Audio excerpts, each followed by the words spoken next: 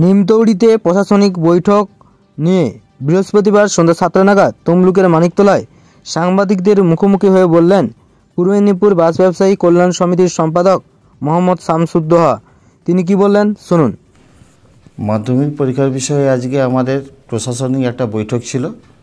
আমাদের DM, এডিএমজি, RTO, MBI সমস্ত পরিবহনের আধিকারিকদের উপস্থিতি এবং আমাদের সমস্ত শাখা সংগঠন যে সমস্ত আছে বাস মালিক সংগঠনের তাদের উপস্থিতিতে আজ একটা বৈঠক হয়েছে। কোথায় হয়েছিল এটা? এটা আমাদের ডিএম অফিসে, ডিএম এর চেম্বারেই হয়েছে। আচ্ছা, কারা কারা ছিলেন? ডিএম সাহেব ছিলেন, এডিএমজি ছিলেন, আরটিও, এমবিআই, রেল সমস্ত হচ্ছে আধিকারিকদের উপস্থিতিতে এবং আমাদের যে সমস্ত মালিক সংগঠন আছে সংগঠন আমাদের বাস মালিক সংগঠন যে আছে বাস মালিক সংগঠন অংশগ্রহণ করেছিল। আমাদের জেলাতে আমাদের দুটো বাস সংগঠন আছে এবং আমাদের যে সংগঠনের শাখা সংগঠনগুলো আছে তাদেরও সমস্ত পদাধিকারী যারা আছেন ওনারা উপস্থিতি ছিলেন।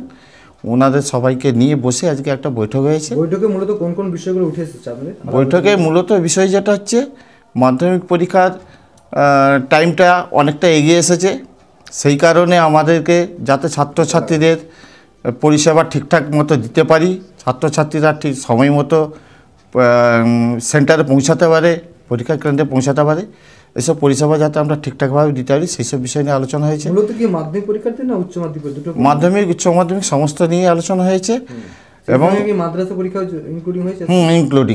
ইনক্লুডিং হয়েছে এবং আমাদের যে সমস্ত টেকারে চলে পারমিটের বৈধভাবে যে সমস্ত টেকাটা চলে তাদেরকেও আজকে ডাকা হয়েছিল। ওনারাও ছিলেন, আরটিও সাহেব ছিলেন, সজল অধিকারী মহোদয় আরটিও সাহেব ওনাদের উপস্থিতি ছিল এবং এমবিআইরাও ছিলেন। সম্প্রতি যে সংবাদ মাধ্যমে যে খবর উঠেছে যে টাইম সূচি বদল হয়েছে, এগিয়ে নিয়ে আসা হয়েছে, এ নিয়ে কি আপনাদের কোন টাইমটা বেঁধে দিয়েছে? আমাদের তো 9:45-এ পরীক্ষা সেন্টারে পরীক্ষা স্টার্ট হবে, তো ছাত্রছাত্রীরা স্বাভাবিক কারণে অনেক আগে থেকেই বেরোবে। এই জন্য আমরা আমাদের পরিবহনের দিক থেকে সমস্ত আমাদের যে শাখা সংগঠন এবং আমাদের যে সমস্ত টাইম স্ট্যান্ড ম্যানেজার আছে প্রত্যেককে আমরা নির্দেশ দিয়েছি এবং আমরা লিখিতভাবে চিঠিও জানিয়েছি যাতে সকাল 6টা থেকে সমস্ত গাড়িগুলো ঠিকঠাক মতো পরিষেবা দেয়, তার জন্য সবাইকে অনুরোধ করা হয়েছে। ভাড়া নিয়ে কোনো কি কনসেশন দিচ্ছেন আপনারা? দেখুন, ছাত্রছাত্রীদের জন্য তো আমাদের কনসেশন ভাড়া আছেই, এটা নিয়ে কোনো সমস্যা হবে না।